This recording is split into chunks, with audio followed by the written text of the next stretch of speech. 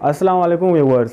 यह तो आपको मालूम है कि हमारा सीरीज़ चल रहा है, तो फिर क्यों एक इंट्रोडक्शन दो। तो बिना टाइम वेस्ट किए जाते हैं अपनी सीरीज़ की तरफ। और आज है हमारा एपिसोड नंबर 5, जिसका नाम है लखनऊ पैक्ट 1916।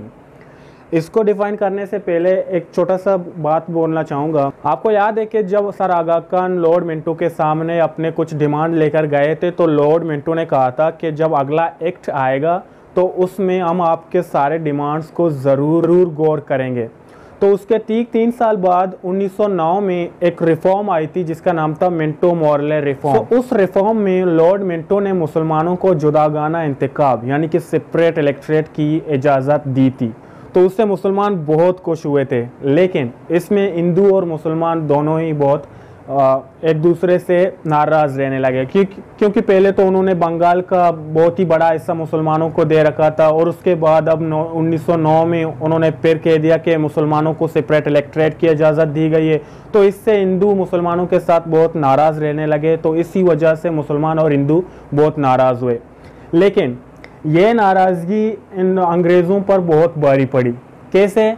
जब 1914 में वर्ल्ड वार 1 शुरू हुआ था, तो अंग्रेज़ों को मुसलमान और हिंदुओं की ज़रूरत, बहुत सारे ममालिक उनके साथ लड़ रहे थे, तो उनको एज अ सिपाही के लिए मुसलमानों और हिंदुओं की ज़रूरत थी। तो इसीलिए उन अंग्रेज़ों ने एक बहुत ही घिनौना चाल चला, जो था कि मुसलमानों का उन्होंने एक मस्जिद गिराया और हिंदुओं का एक मंदिर गिराया। मुसलमानों के लिए मस्जिद बहुत ही पाक जगह होती है और हिंदुओं के लिए उनकी मंदिरें बहुत ही पाक होती हैं।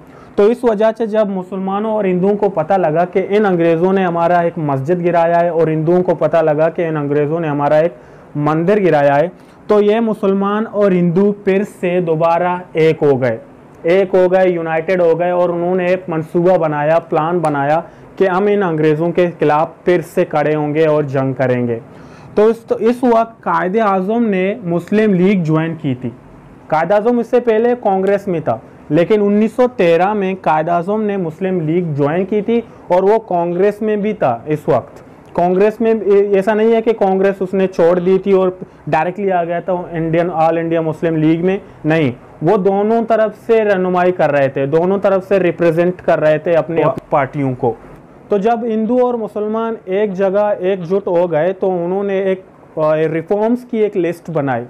रिफॉर्म्स की उन लिस्ट में कुछ कानून, कुछ रिफॉर्म्स मुसलमानों ने ऐड किए हुए थे और कुछ हिंदुओं ने ऐड किए हुए थे। जब ये रिफॉर्म्स पूरे हुए मुसलमान और हिंदुओं के, तो वो इन रिफॉर्म्स को लेकर लखनऊ चले गए। तो इसीलिए इसको कहते हैं लखनऊ पैक्ट 1916 में ये हुआ था। सो रिफॉर्म्स क्या थी? ये 5 रिफॉर्म थी जो मुसलमान और हिंदुओं ने टूगेदर इकट्ठे जमा की थी। पहली थी मुस्लिम सीट। मुसलमानों ने यह कहा था कि आप हिंदुओं का साथ तो दे रहे हैं, हम एक साथ जाके उन लोगों से बात करेंगे, लेकिन उनसे बात करने के बाद हमारी एक शर्त यह है कि मुसलमानों के लिए अलग सीटें होंगी। जितनी भी सरकारी दफातर हैं, उन सब में मुसलमानों के लिए भी अलग सीटें होंगी। तो दूसरी थी प्रोविंशियल ऑटोनॉमी। हर एक सूबे के पास अपनी खुद मुख्तियारी होगी, वो अपने लॉज, कानून, एजुकेशन सब कुछ खुद ही सेलेक्ट कर सकेगा। इससे पहले अंग्रेज़ ये सब करते थे, लेकिन इस लखनऊ पैक्ट में उन्होंने ये कानून इसलिए लिखी थी कि हर एक सूबा खुद ही अपने कामों को देख। तीसरे नंबर पर आता है Hindu protection. Hindu protection means अगर एक इलाका है जहाँ पर मुसलमान ज़्यादा रहते हैं और हिंदू कम रहते हैं, तो उस इलाके में हिंदुओं को प्रोटेक्शन देना होगा।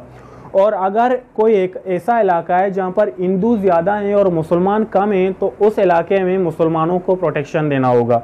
इसका मतलब ये। नंबर 4 है 1/3 ILC। ILC means inferior legislative council. अब इन्फीरियर लेजिस्लेटिव काउंसिल एक कानून साज असम्बली थी।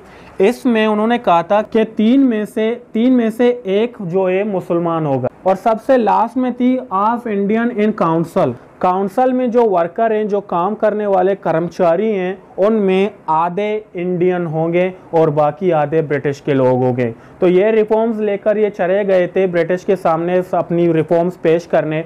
तो क्या लगता है आपको, ये रिफॉर्म्स ब्रिटिश के लोग एक्सेप्ट कर पाएंगे या फिर नहीं?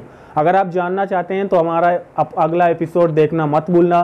Thank you for watching the video. See you in the next video. अल्लाह हाफिज़।